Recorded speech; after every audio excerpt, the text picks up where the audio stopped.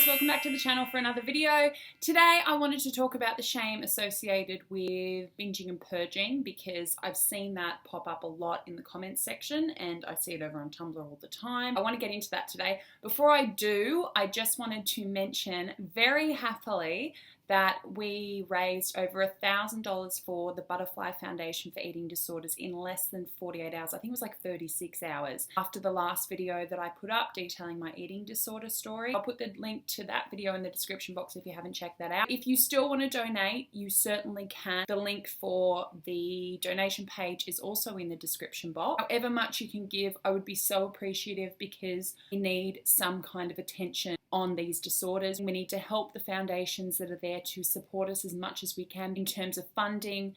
It receives the least funding. I know that to be true in Australia, the US and the UK. Nobody's talking about in the capacity that it deserves.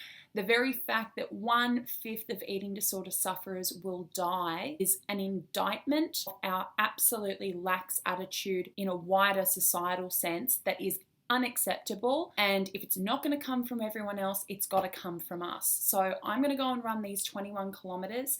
If you can get behind me and share this video, share it with your loved ones, ask them to donate. This is crucial. These statistics are getting worse. Why are we allowing 1/5 of eating disorder sufferers to perish for something that is treatable? Those statistics make me very angry. That was a bit constipated, my apologies. Into this video's topic, I've noticed that people are very, very self-conscious and very, very aware of the shame behind certainly binging as part of binge eating disorder and certainly binging and purging as part of bulimia. We don't talk about this stuff as much as we talk about anorexia because it's not, for want of a better word, as palatable as anorexia. Anorexia I suffered from, in part. I also suffered from bulimia, and people are much more willing to talk about my anorexia than they are about my binge purging, which I'm happy to talk about.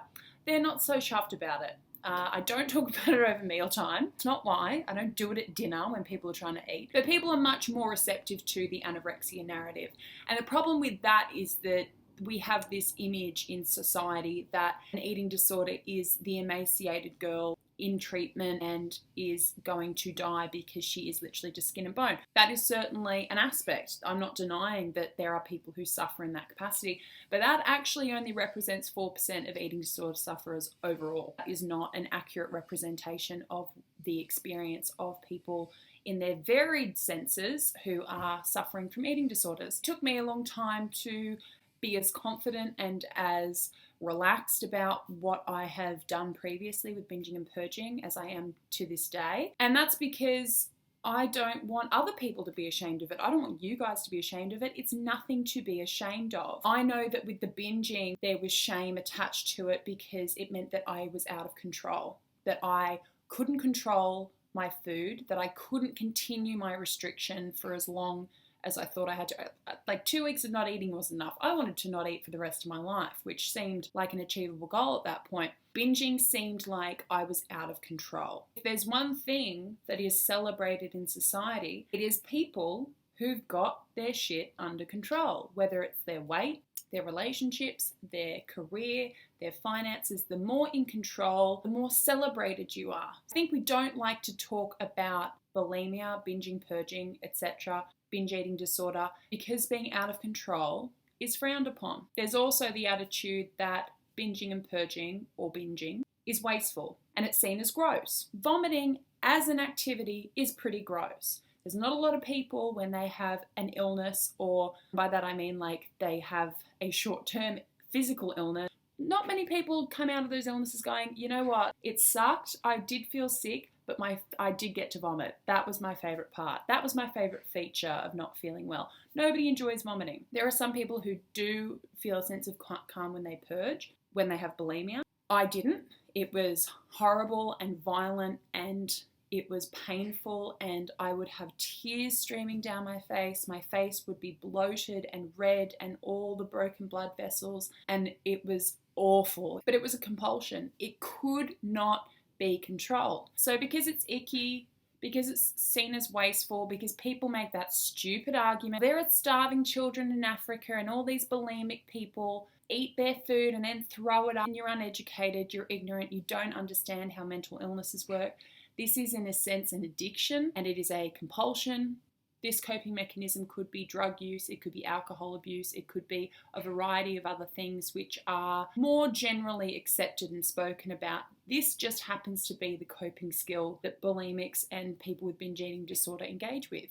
If you can't understand it, if you're not educated on the subject, I'd have to ask those people to be quiet. You know better, you do better. Here's the reason why it pisses me off that there is this shame associated with these particular behaviours, and why you shouldn't be ashamed of your binging and purging, or your binging if you have binge eating disorder.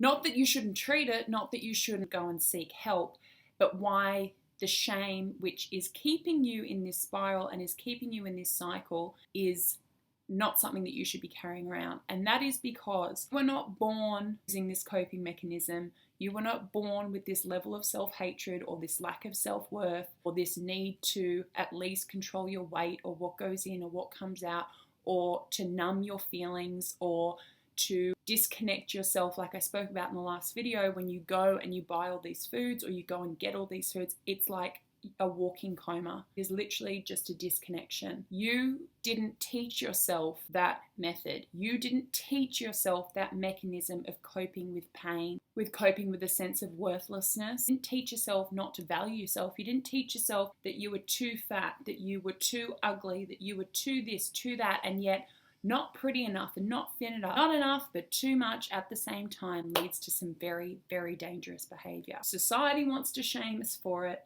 If your peers want to shame you for it, they better be prepared to take responsibility for their part in it as well, because the number of people engaging with this behavior is on the increase. In 2003, there was a study which found that over a quarter of college-age women have engaged in binge purge behavior. That's on the increase. That's a study from 2003. We're not doing a whole lot of studies and research about eating disorders, particularly ones that we don't socially find palatable. Nobody's trying to understand, nobody's talking about it. And that's why we, as I said at the beginning of this video, we have to talk about it. It has to come from us. We have to band together, stick together, represent each other, and drive this. I know when you are in recovery and you're trying to get better, the last thing you need is that kind of responsibility. In your own way, in whatever way you can, to get some attention on this subject, to demand that we have some kind of increase in funding of awareness, that people know that this is not a diet and it's not a lifestyle choice. It's not a choice generally. The fact that people don't even understand that, that's the reason why the statistics are increasing. That's the reason why so many people are dying, why it's got the #1 death rate of all psychiatric illnesses, and the funding's not getting better. Again, if you can afford it, to please go and donate to my half marathon fundraising page, to please send me your names, any messages that you want to include. I can put that on the t-shirt as well. A ton of you have emailed me, written to me on Tumblr in the comments with your names and names of friends, which just absolutely, from the bottom of my heart, touches me so much I can't even begin to tell you. So please, please, if you want to get involved in that way, let me know. Share this if you think there's anybody who can donate or would like to have their name or a message put on. So guys, that's it from me today. I'm pretty bored at the moment because all I'm doing is getting ready for Bali and training for this half marathon. So I'll probably be back soon with another video. If you like this video, remember to give it a thumbs up. If you haven't already, remember to hit subscribe. You can come find me on Twitter and Instagram under What Mia Did Next. Links are also in the description box below. In the meantime, as always, much love and take care. Bye guys.